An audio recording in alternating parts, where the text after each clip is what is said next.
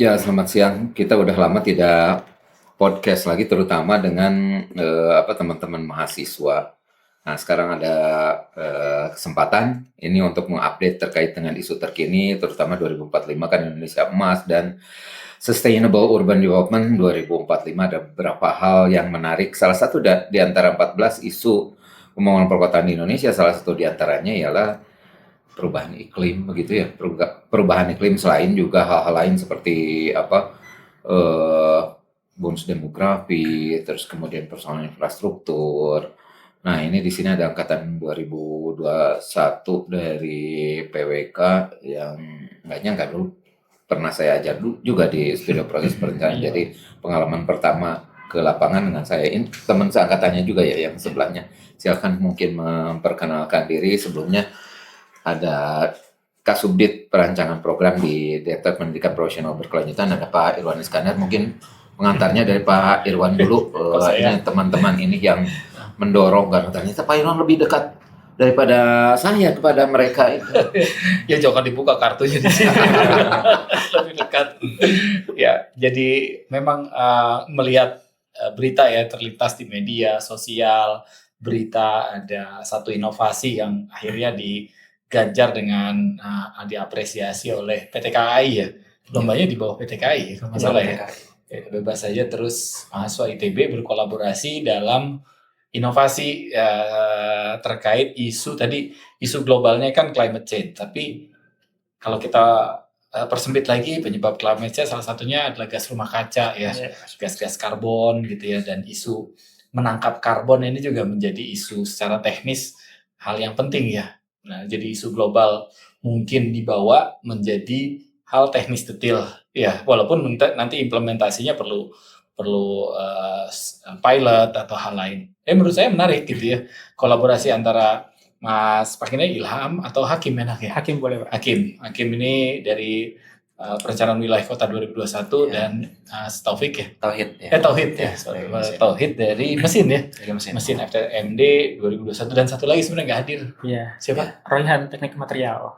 Royhan Teknik Material. Ya, seangkatan di 2021. ITB juga ya, satu juga. Jadi kolaborasi 3 program studi di ITB menghasilkan inovasi carbon capture untuk masa depan transportasi di Indonesia, khususnya di sini kereta api ya. Nah, mungkin diceritain aja nih latar belakang isu ini dan tema ini yang diangkat. Ya, kenapa latar belakangnya ini nih yang menarik? Ya, silahkan. Oke. Mungkin saya duluan ya. Jadi mungkin berangkat dari, kalau melihat dari statistik sih, transportasi darat tuh menyumbang sekitar 90% gitu Pak dari gas rumah kaca ini, karbon dioksida. Nah, cuman masalahnya transportasi darat tuh nggak memungkinkan buat mencoba menangkap atau mencoba mengendalikan karbon dioksida yang dikeluarkan oleh kendaraan itu sendiri. Nah, kalau melihat dari keadaan sekarang kan sebenarnya kalau industri itu udah punya semacam alat atau semacam modul yang bisa, walaupun mereka menghasilkan banyak karbon dioksida, tapi mereka bisa menangkapnya kembali gitu. Jadi ibaratnya bisa net zero. Sedangkan kalau transportasi darat tuh secara umum nggak bisa. Apalagi misalkan di motor atau di mobil. Nah, kebetulan di kereta api, kami ada ngelihat peluang lah di situ.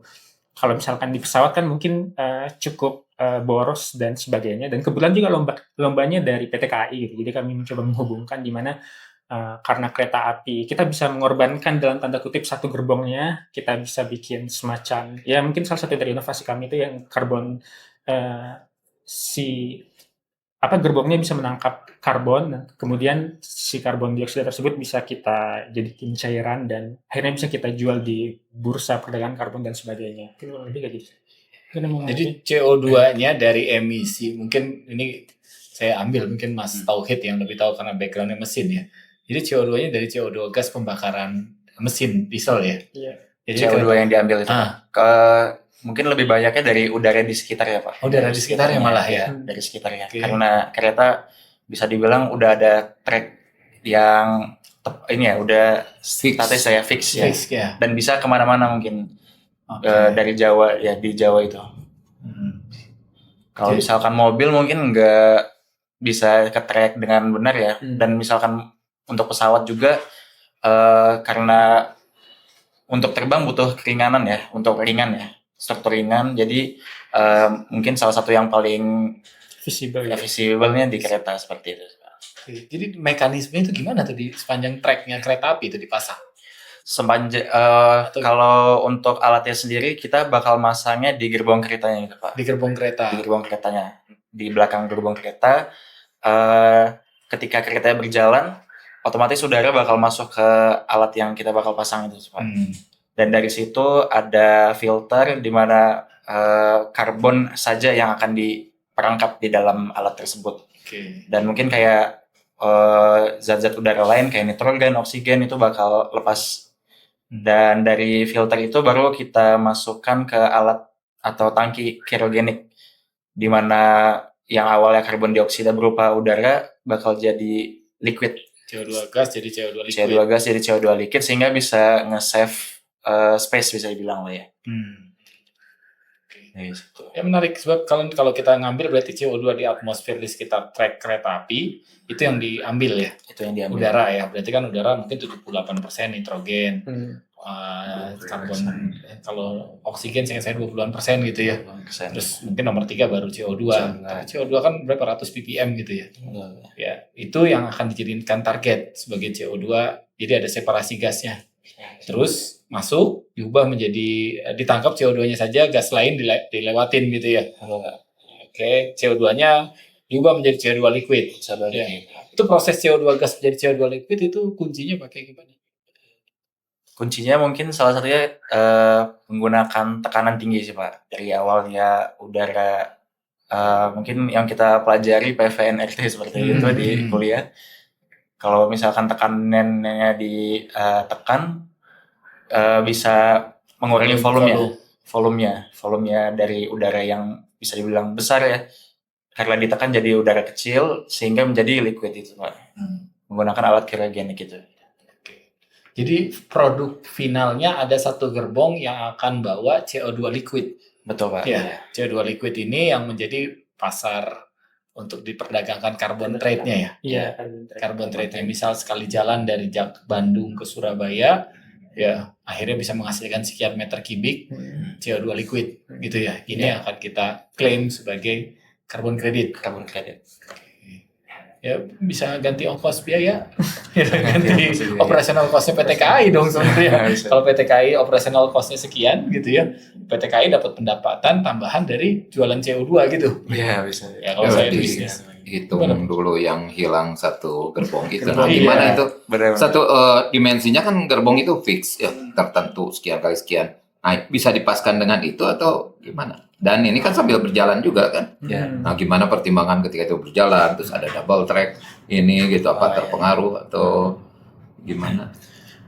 Mungkin kalau secara teknikal kayaknya masih bisa diatasi sih Pak dalam hal-hal permesinan dan segala macam. Sebenarnya yang jadi concern dari PT KAI sendiri itu kan ada gerbong yang hilang dalam tanda kutip, berarti kan ada gerbong yang nggak dijual gitu kan, nggak ada penumpangnya. Nah, penggantinya itu gimana? Nah, mungkin salah satu argumen yang mungkin kami rasa menarik bagi KAI-nya bisa dibilang proyek dari carbon capture ini bisa buat pemerintah tuh terlihat serius gitu dalam menanggapi isu tentang gas rumah kaca ini. Karena kalau kita ngeliat sendiri sebenarnya dari Presiden sendiri itu udah ada komitmen di Perpres 98 tahun 2021 dan itu yang jadi turunan hingga kita akhirnya dikasih mandat ke OJK untuk bisa perdagangan karbon gitu. Kalau di luar negeri mungkin udah cukup umumnya ketika suatu perusahaan terlampau banyak mengeluarkan karbon, mau nggak mau dia harus membeli karbon. Nah, sedangkan kalau di Indonesia praktik ini nih masih belum umum gitu. Jadi mungkin kalau kami melihatnya sebagai pemantik aja sih buat menyadarkan juga kalau industri-industri lain itu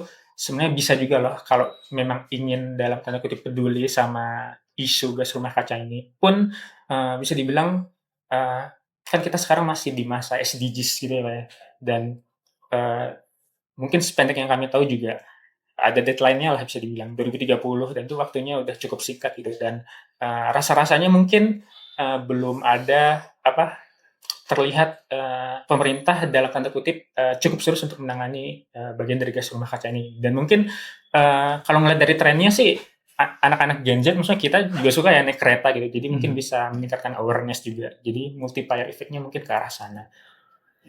Nah kan kereta itu menggunakan bahan bakar juga. Bahan bakarnya apa itu bisa dijelaskan dan apakah itu juga bisa diserap oleh si ini untuk tidak menghasilkan CO2 bahan bakarnya. Bahan bakarnya mungkin salah satunya diesel tadi Diesel, ya Pak ya. iya. Diesel tadi dan ya bisa jadi salah satu yang menyerap juga dari yang awalnya mungkin keluar dari depan dan ditangkap dari belakang dan jadi itu mungkin jadi net zero emission dari keretanya itu sendiri gitu. Iya. Mungkin poin plusnya bisa ngambil dari udara sekitar ya tadi juga. Jadi begitu jalan dari Bandung ke Jakarta atau Bandung ke Surabaya misalnya jarak jauh ya relatif jauh menengah dia mengemisi CO2 sekian kilogram ya tapi dia bisa ngeklaim nangkap juga sekian kilogram CO2 misal ya tapi mengorbankan satu gerbong ya ini harga trade off-nya nih harga trade off kalau saya ala hitungan warung Madura aja kalau dikorbankan satu gerbong itu harganya berapa CO2 kilogram berapa ya. Kira-kira gimana tuh? Nah itu ada hitungan bisnisnya sih mungkin. Ini resepnya jangan-jangan nggak boleh bagi deh. Atau memang mau untung atau rugi itu bagian dari brandingnya, ada values untuk itu kalau menyembunyikan jawabannya. Atau memang supaya brandingnya CO2 harga tiket dikompensasi ke kelas tertentu yang premium dinaikkan, gitu ya? Iya, salah satu konsepnya kayak gitu. Konsepnya gitu kan? Saya beli tiket dengan harga premium karena saya juga ikut kontribusi mengurangi CO2. Betul, ya. Harusnya saya dapat kredit dong. Saya klaim nih. Ya, kalau saya beli tiket biasa gitu ya, harga saya nggak termasuk harga karbon kreditnya. Tapi kalau saya beli tiket dengan logo ada hijaunya, di mana harga saya nambah Rp5.000 atau Rp10.000 per trip, tapi saya dapat apresiasi. Dan kalau dikumpulin bisa ditukar 20 kali 1 kali tiket gitu. Kali aja. Jadi kan sebenarnya KAI kan Pak udah ada aplikasinya gitu kan. Jadi salah satu dari yang kami ajukan juga ya setiap orang yang misalkan mengalami perjalanan hijau tadi yang kami sebut itu dia semacam punya apa ya badge gitu atau penghargaan lah misalkan dari KAI. Kalau dia tuh sebenarnya udah menghemat atau udah menangkap dalam tanda kutip karbon sekian berapa gitu. Jadi kita kayak punya profil yang mungkin bisa dipamerkan gitu sih. Jadi saya dapat lencana di sini. Iya, lencana badge. Entah digital ataupun si tukang ngumpulin sampahnya juga apa gitu ya. So setiap nafas aja kita ngemisi CO2 Pak Ridwan. Kecuali kita berfotosintesis. Jadi saya kalau berfotosintesis saya nangkap CO2. Saya lupa nih. Bisa dijelaskan nggak? Kemarin itu kan dapat penghargaan dari PT KAI dalam event apa ya? Saya lupa di awal tuh. Oh ya, jadi KAI itu semacam kalau di mahasiswa mungkin cukup umum ya, namanya business case competition gitu. Jadi mencoba dikasih semacam premis atau kayak problem kayak gimana. Jadi pengennya KAI itu brandingannya internasional gitu, tapi tetap mengandalkan kelokalan. Jadi banyak tuh berbagai jenis inovasi waktu itu ya. Ada kayak augmented reality gitu, AR, biar bisa nunjukin kalau misalkan kita kan kadang bingung ya gerbong saya mau naik gerbong kemana, terus ada arahannya, jadi cukup diver juga sih, berbagai macam inovasi. Nah kami menekankan salah satunya itu ya di isu mungkin landscape dari internasional ini ya tentang karbon, dan kalau ngelihat salah satu tren dari latar belakangnya waktu itu kalau kami ngelihat wisatawan asing terutama mungkin lebih cenderung nggak apa-apa biar mahal, yang penting perjalanan mereka tuh bisa dibilang hijau gitu ya. Tapi ininya temanya dari mereka maksudnya itu udah ada ke arah ini carbon capture. Isu-isu temanya diusung dalam kompetisi bisnis ini atau bebas? Bebas sih Pak. Tapi tadi tema umumnya tuh kalau nggak salah brandingannya internasional tapi tetap lokal gitu. Tetap lokal gitu. Globally Pak Ridwan? Locally relevant. Ya kalau gitu gitu kan ya itu tagline-nya. Locally globally respective, globally respective, locally relevant. Jadi isu itu juga masuk ya. Isu global terkait CO2, relevansi terkait dengan perjalanan di PT KAI dengan isu CO2 lokal ya sepanjang trek perjalanan yang sebenarnya PT KAI juga mengemit CO2 gitu kan. Menarik ya. Tapi apakah ini lebih ditonjolkan sebagai brandingnya saja atau ya itu tadi karena ada teman mesin ya, misalnya sampai kepada mendefinisikan ulang spesifikasi si lokonya, si kepalanya, si mesinnya, atau mungkin ada diperpanjang sedikit untuk menyimpan ininya, atau sampai kepada atau hanya tadi sebatas mengorbankan satu itu saja atau modulnya hanya kecil bisa dititipkan di semua di semua kereta api sehingga PT KAI jadi agentnya begitu ya, malah fokus ke yang begini gitu ya, atau gimana? Ya mungkin salah satunya seperti yang dibilang tadi juga sih Pak, kita mengorbankan satu gerbong juga ya, mengorbankan satu gerbong. Mungkin perhitungannya lebih ditahu sama teman kita yang satunya ya mungkin. Dan dari gerbong itu bisa menangkap emisi yang bisa profit juga lah ya buat PT KAI. Mungkin juga nge-branding kalau misalkan PT KAI ini kalau misalkan mobil kan kita udah ada BYD yang elektrik gitu ya, udah mulai ke green emission. Tapi kalau kereta api sekarang belum ada itu ya, belum ada branding kalau mereka berkontribusi dalam net zero emission gitu. Dan mungkin ini salah satu inovasi yang bisa mendorong net zero emission itu. Mungkin tambahan nih. Sedikit pandangan, misalkan pandangan ekstrim dari kami, mungkin kami ngelihatnya kayak KCIC aja sih Pak. Jadi walaupun dalam tanda kutip misalkan pun PT KAI rugi misalkan menerapkan inovasi ini karena mengorbankan satu gerbongnya gitu. Nah tapi dengan efek dari tadi ya, misalkan perjalanan hijau dan sebagainya tuh bisa jadi multiplier tadi, bisa jadi pemantik buat industri-industri lain, sama ya mungkin meningkatkan wisatawan, mungkin bisa jadi wisatawan pengen naik perjalanan hijau gitu, karena kita ngeliat KCIC juga kalau kita berkaca mungkin KCIC nggak se-urgent itu, tapi ada dinamika geopolitik dan sebagainya hingga akhirnya itu mungkin buat dilaksanain. Begitu juga kami berkaca kepada PT KAI ini dalam menerapkan inovasi ini, karena kalau dilihat rasanya juga mungkin secara insting tentu perusahaan pengen keuntungan sebanyak-banyaknya, tapi karena KAI adalah BUMN ya kami melihat ada peluang untuk mentwistkan konsep ini tadi sih, sehingga mungkin benar-benar layak buat dilakukan. Kalau pertimbangan kompetisi antar moda gimana? Padahal ini kan salah satu SDGs juga.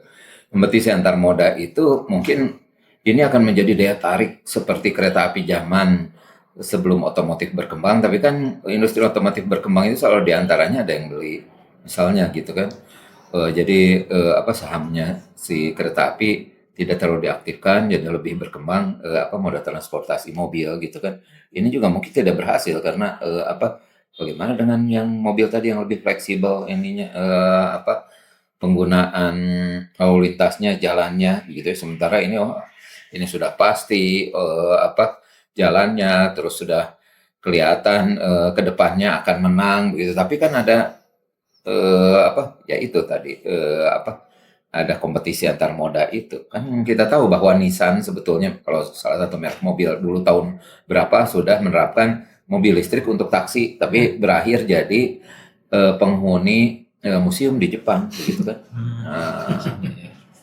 Gimana? Itu ya. Itu tahun berapa berarti Pak kalau Nissan itu? Tidak jauh dari ITB berdiri tahun 1920 ya. Berarti habis Isa. Kalau 1920 itu habis Isa atau pas Isa itu. Mungkin tahun 19 itu yang sejauh pengetahuan saya masih belum konsen terhadap ini ya, climate change, karbon dioksida itu sih masih boleh. Kan ada si Gombar kan, si Gombar kan tidak tahu si Gombar. Aduh, saya dengar cerita si Gombar tuh. Si Gombar itu kereta api lokomotif yang hitam dengan asapnya yang pekat, tapi itu menjadi ikonnya Jawa Barat begitu, kota-kota di Jawa Barat begitu ya. Padahal skip si Gombar tapi menang. Ya menarik sebenarnya kalau dilihat dari kacamata global dan strategi inovasinya ya, karena memang isu CO2 udah kita amini lah bahwa isu itu juga isu masalah problem lingkungan yang paling besar, salah satu yang dihadapi oleh bumi ya, climate change ya, emisi karbon, bagaimana mengurangi karbon emisi ya, itu juga isu yang sangat menarik ya di banyak industri ya, di banyak industri. Sekarang beberapa belakangan saya sampaikan truk-truk di tambang itu pakai listrik di charging EV. Truknya truk-truk besar yang kapasitas mungkin di atas 30 ton, 40 ton, bukan truk yang kecil di jalan ini, itu kecil. Truk besar udah mulai 40 sampai 60 ton itu pakai electric EV. charging EV ya. Ditambah sekarang harga solarnya naik. Jadi kalau Jangan lihat ke sini Pak Irwan. karena Pak Ridwan sebagai pengguna Land Cruiser lagi nangis. Toyota Land Cruiser Alhamdulillah tidak punya Land Cruiser. jadi lagi nangis Land Cruiser Pajero Sport. Mobil bongsor pada nangis. Ya, itu menarik ya, apalagi kalau tekanan terhadap isu apa ya? Isu lebih hijau, isu. Kalau saya ngeliat awareness-nya muncul. Artinya dengan pendidikan, dengan edukasi ya. Sama seperti ini tujuan kita kan edukasi ya. Pendidikan kan nggak mesti di kelas ya. Ini juga bentuk pendidikan ya. Masyarakat tahu awareness-nya bahwa kenapa saya harus beli lebih mahal sih? Tapi kamu punya responsible ya. Kamu bayar tuh, orang kita nafas saja mengemisi CO2 kan. Dia bilang setiap hembusan nafas mestinya kita istighfar berarti. Karena kita mengemisi CO2 juga kecuali punya zat hijau daun klorofil. Kita bisa nangkep CO2. Kalau kita udah punya bisa berfotosintesis, ya kita udah bisa nangkep CO2. Net zero kita. Ya net zero lah. Jadi kita belum bisa berfotosintesis. Ya, sekarang dampak keberlanjutannya. Ya, ini kan sebenarnya ide inovasi ya. Kira-kira dari sini kan kita nggak ingin stop sebenarnya. Ada nggak sih diskusi dengan PT KAI atau internal dari ITB ataupun dari paling kecil dari tim ini untuk ke depannya gimana? Bukan sekedar omon-omon ya ataupun sekedar menang lomba. Ya, implementasinya itu kemana gitu ya? Ya, ada ide ke sana? Ide ke sana sebenarnya dari PT KAI juga belum ngobrol lebih lanjut lagi lah ya untuk menerapkan ini. Tapi dari IG-nya mungkin dari lomba kemarin bukan PT KAI doang ya, ada Marketers juga ya. Marketers salah satu lembaga semacam konsultan bisnis gitu. konsultan bisnis. Oh, jadi ini di bisnis kan? Ya, PT KAI sama Marketers itu ya. Jadi mungkin buat keberdampakan ke depannya salah satunya mungkin kalau dapat menyinggung peran IRN AS mungkin kan kita salah satunya ini ya adanya concern untuk menghemat bensin mungkin ya bensin BBM betul ya. Mungkin salah satu fungsi dari carbon capture ini untuk namanya enhanced oil recovery ya. Untuk EOR untuk menginjek karbon liquid tadi dan menambahkan lagi ya, bisa bilang yang mungkin oil yang udah habis di tanah bisa di recovery kembali ya, ditingkatkan lagi pendapatan dari oilnya dengan CO2 flooding gitu ya. Betul ya, salah satunya mungkin bisa keberlanjutannya membantu Indonesia dalam itu ya, pemanfaatan EOR tadi. Betul. Berarti sepanjang perjalanan nih, misal satu trip itu bisa nangkap sekian meter kubik, misal menurut saya. Tapi satu gerbong nggak cukup, tapi di tengah trip misalnya berhenti atau dari Bandung ke Surabaya lewat Cilacap. Di Cilacap ada fasilitas tertentu, dia dikeluarin, dikasih tabung kosong lagi. Bisa Pak. Kan gitu ya? Bisa berkali-kali harusnya kan? Kalau memang bisa dioptimasi penangkapan CO2-nya. Kita mengoptimasi sehingga CO2 yang kita dapatkan sekali trip itu banyak. Dan butuh gerbong lebih banyak, rugi kan?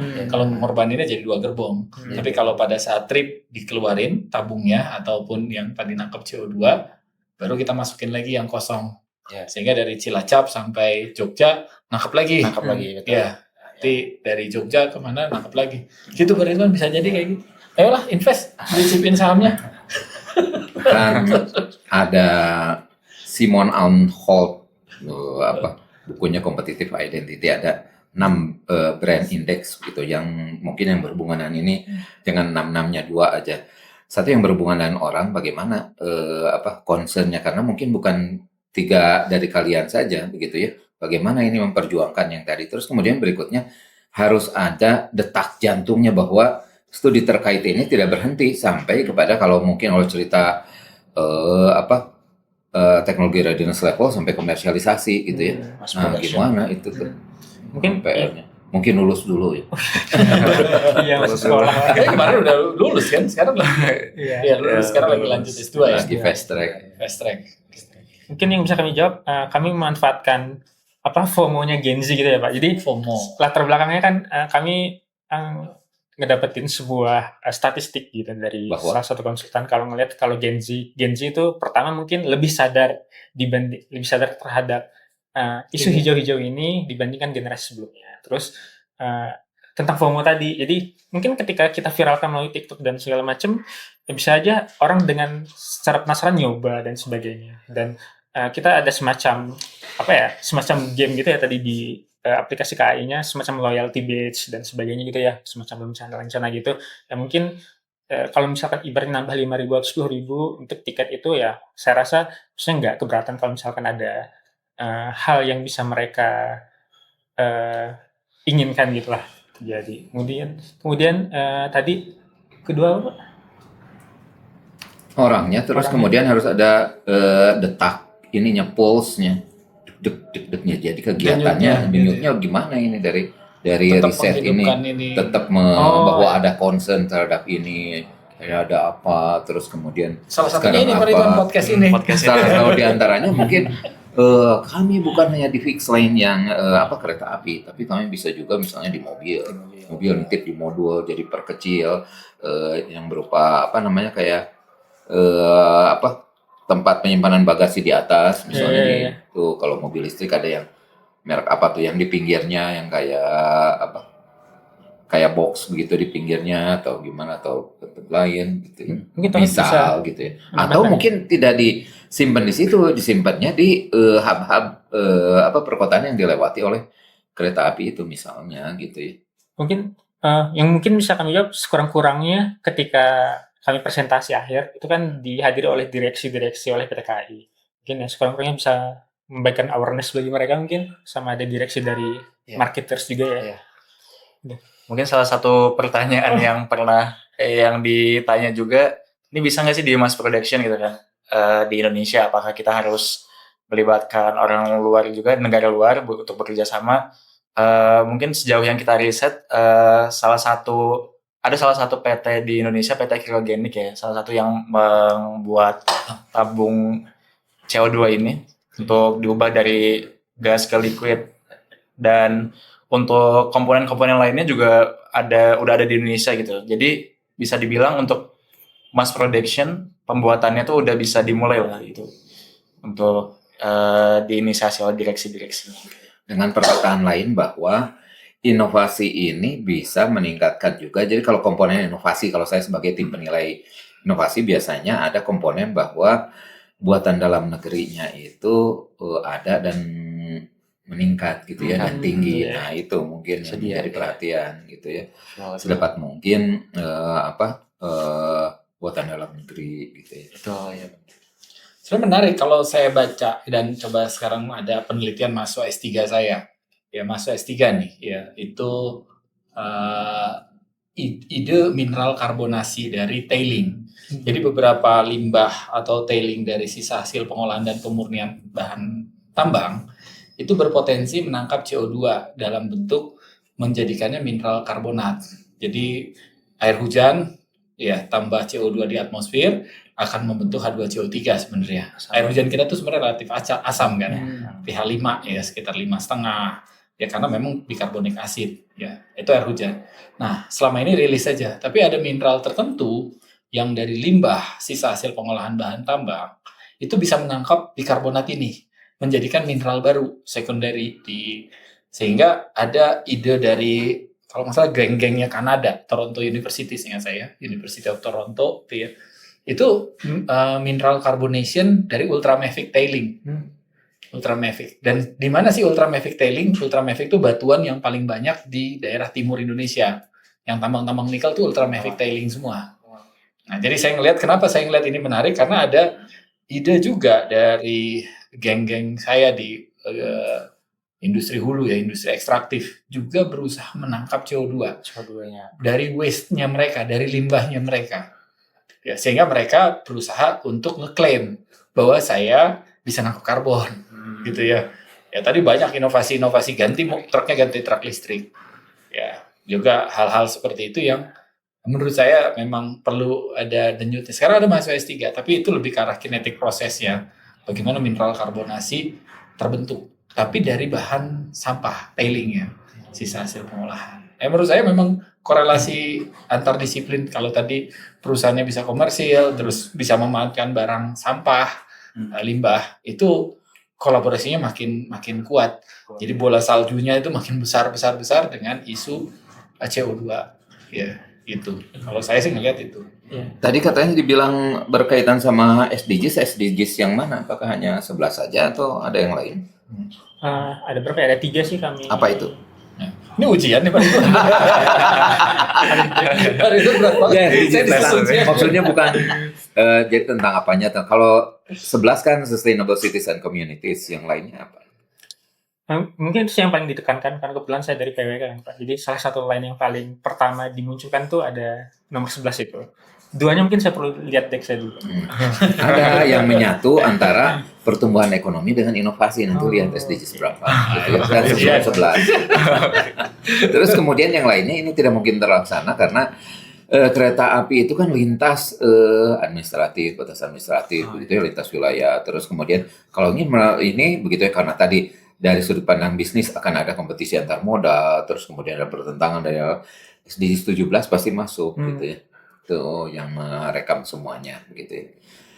Itu mungkin apalagi yang bisa di denyut berikutnya apa yang mau ini selain kita melakukan seperti begini, apakah bikin training atau Pak Ridwan? Oh iya, bikin training bisa. Kredit. Three Musketeers, ya kan, bikin jenjang mikro kredensial antara satu ada SAPPK, ada SAPPK terutama yang tapi SP terlalu ini ya, bisa juga. Kenapa sentimen sama SP sih Pak Ridwan? Juga kan pembimbing temannya ini. Ada SP, ada material sama mesin. Ya mungkin nanti kolaborasinya menggelinding menjadi bola salju yang lebih besar. Ya, orang SPM, masukin lagi bisnis. Terus tata kelolanya, governance. DKP. Ya, terus bagaimana ini menarik. Ya, jadi menurut saya memang harus terus. Tapi nanti kalau dari sisi pendidikan kan orang ini akan menciptakan kompetensi baru. Nah, itu makanya pulse-nya itu dan dari 6 komponen brand index itu ada yang penting itu barangnya ada kan ini ada ekuasi, terus kemudian ada itu, terus kemudian bagaimana membina orangnya dan ada detak kegiatan inovasinya itu benar-benar ada dan bermanfaat gitu. Ya itu.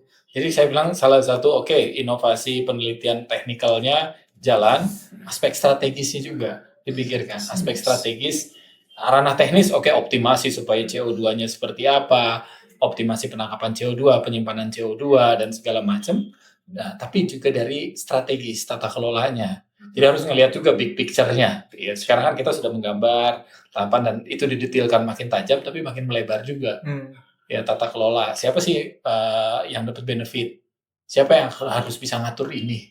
Ya, gitu. Berapa sih PT KAI memberikan apresiasi harga yang sesuai? Ya, hal-hal begitu menurut saya juga mungkin kolaborasinya nanti ajak tuh teman SPM, ajak teman TI, ajak teman teknik lingkungan sebagai brand awareness-nya, terus ajak teman-teman di yang kaitannya bisa nggak sih memanfaatkan ini dari sisa hasil pengolahan materialnya sendiri ya, dari sisa hasil pengolahan mineral ya itu kalau saya sih. Dan akhirnya kita punya nanti ada job yang hilang tapi tetap aja ada satu kemampuan yang baru tumbuh ya itu Pak Ridwan. Ya bagus. Nah kalau ditantang 3 orang ini menyelenggarakan, karena kan di sini podcast itu bukan berhenti di podcast, tapi bisa dilanjutkan dengan itu tadi pulse-nya itu berupa pelatihan, terus kemudian pelatihan untuk memahami isu-isu terkini dan mungkin itu menjadi bisa jadi bentuk seperti yang kata Pak Irwan tadi bukan skema kompetensi baru begitu ya.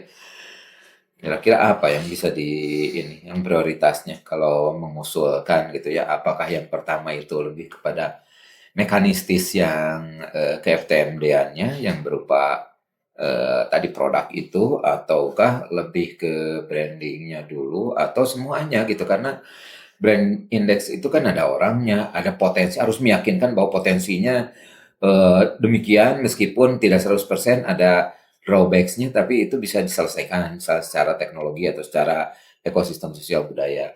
Yang lainnya orangnya itu bukan hanya yang melaksanakannya, tetapi lebih berupa dalam konteks yang lebih luas stakeholders-nya juga gitu ya. Nah itu kira-kira gimana tuh? Fokus ke atau semuanya atau Kalau kami ngeliatnya emang isu karbon kan sebuah keniscayaan kalau ada orang ya Pak ya. Kayak ya sebagaimana mungkin kayak pertambangan mau nggak mau ya kita harus tetap ngelakuin dan kan HP kita juga butuh barang-barang hasil dari barang tambang gitu. Jadi mungkin ya gimana cara kita mengoptimalkan hal yang udah menjadi keniscayaan itu sendiri sih. Jadi ya mau nggak mau mungkin sebuah industri ya pasti misalkan menghasilkan sebuah karbon. Jadi kita fokuskan gimana caranya sekurang-kurangnya net zero gitu sebagaimana komitmen internasional ya dan mungkin dari stakeholder sendiri tentunya dan mungkin akademis juga ya kayak kita lebih mencoba lebih aware itu atau lebih sadar dan menyadarkan orang tentunya karena mungkin sependek yang saya pelajari selama PWK isu karbon ada cuman hanya di semacam permukaan gitu jadi semacam hal-hal yang mendasar gitu bukan menunjukkan seurgen apa kalau ini untuk diseriuskan gitu sih. ada satu lagi yang penting karena percaya dan kota ya, representasi ruang. Nah, kalau ditanya yang mana, di mana gitu, di Jawa atau luar Jawa. Padahal sekarang ada IKN jadi super hub. Apakah itu disiapkan menggunakan ini paralel dengan teknologi transportasi, terutama peran KAI di sana pasti akan muncul, termasuk di luar Jawa juga untuk mengimplementasikan pembangunan yang merata gitu misalnya atau kami lebih fokus ke Jawa dulu yang menyelesaikan persoalan yang selama ini misalnya terjadi terutama berhubungan dengan karbon itu apa istilahnya pencemaran atau apa emisi.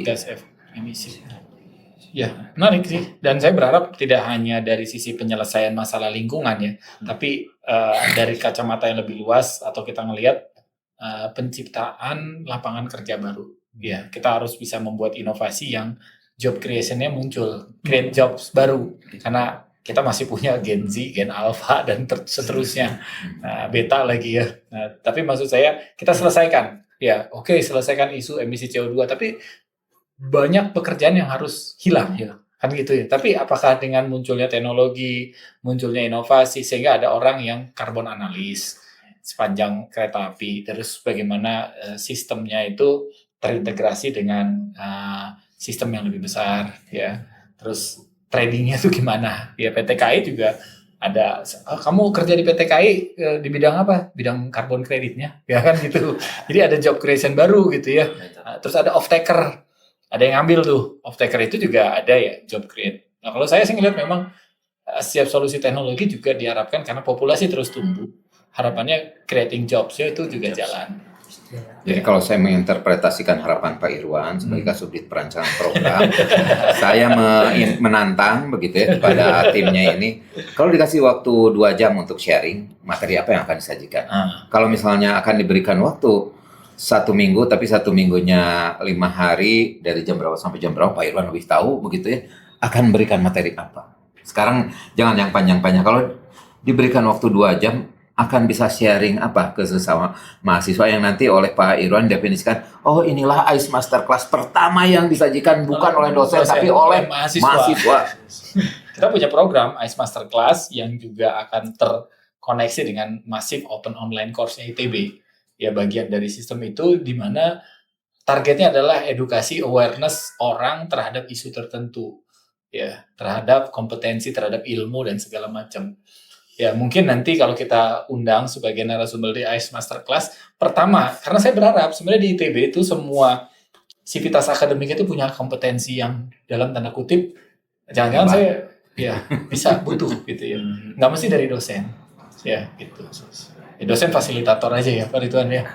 Gitu. Kalau dari mereka mungkin ngelihat bagaimana ini bekerja atau bagaimana ini mungkin bisa diterapkan. Kalau saya ngelihatnya apa alasan ibaratnya pemerintah atau mungkin stakeholder tuh bisa melaksanakan sebuah inovasi yang peduli dengan lingkungan atau mungkin yang peduli dengan gas rumah kaca. Jadi mungkin akan muncul berbagai macam ibaratnya hal yang bisa kita kutip ya entah dari Paris Agreement, perjanjian Paris ataupun komitmen dari presiden sendiri atau kita lihat dari Itu telepon, Pak. pendahulu Presiden komitmennya gimana?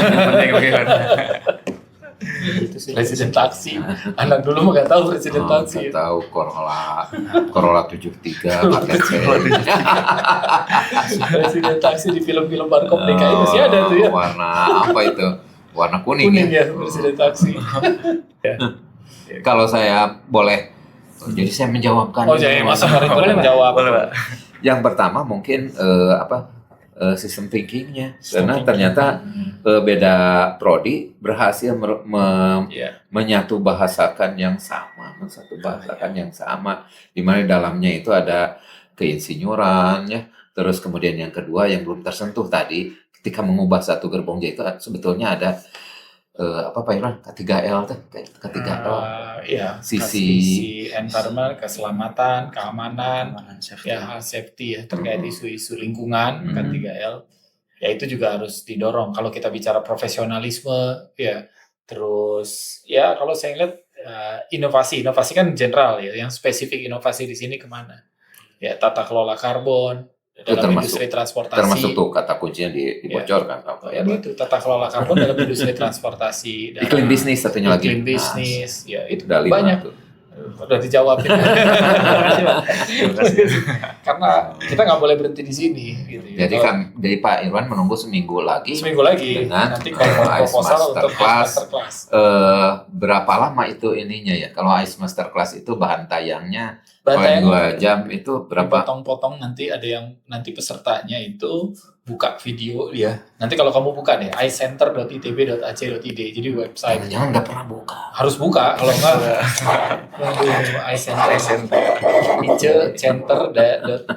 icenter.itb.ac.id. ITB itu punya pendidikan yang tidak harus selalu dengan gelar.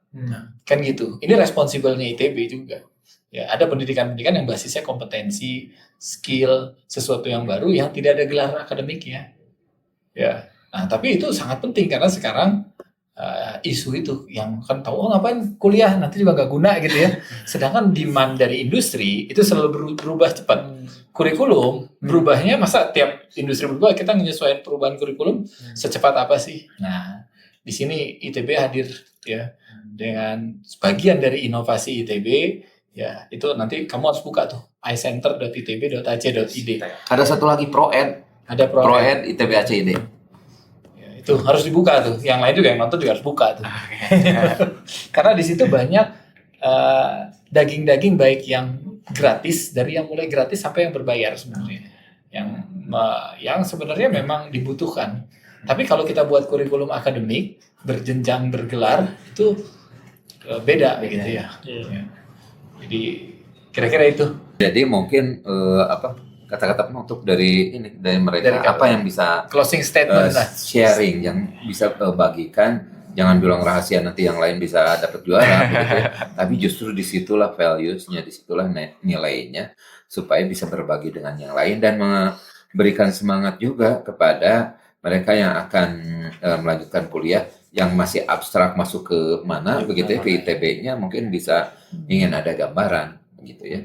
Dari tambang, perencanaan dan kota studi pembangunan, FTMD, teknik mesin gitu ya. Sebenarnya satu Bisa lagi yang ini menarik lain. nih kalau ada Budina. Iya, Budina tuh SBM, SBM, Sekolah Bisnis. Sekolah Bisnis Justru Entrepreneurship. beliaulah Kasubdit implementasi programnya. Ya, jadi perencanaan program, nanti implementasi program, itu eksekusinya orang SBM tuh biasanya eksekutor cepet juga gitu ya. Nah, Tapi ini rela nggak di-share sama SBM nanti diambil sama SBM. Semangatnya tentu saja bukan demikian, tapi berbagi dan kolaborasi. Silakan mungkin. Kita harus yakin sih kalau setiap ide atau pikiran kita tuh ada celahnya gitu. Nah, dan biasanya yang bisa ngelihat celah itu tuh si orang lain, orang yang punya kacamata yang beda dengan kita. Contohnya misalnya kayak saya ngelihat ini dari studi pembangunan kayak gimana, dan mungkin dari Tauhid ngelihat ini dari teknik mesin gimana. Walaupun secara teknikal mungkin secara mesin visible, tapi kan kita perlu argumen juga ya, bagaimana si kebijakan yang ada di Indonesia itu bisa mengamini hal-hal teknis yang dilakukan oleh Tauhid misalkan. Jadi tentang berbagi kacamata itu mungkin bisa dimulai dari bergaul mungkin ya sama teman-teman multidisiplin.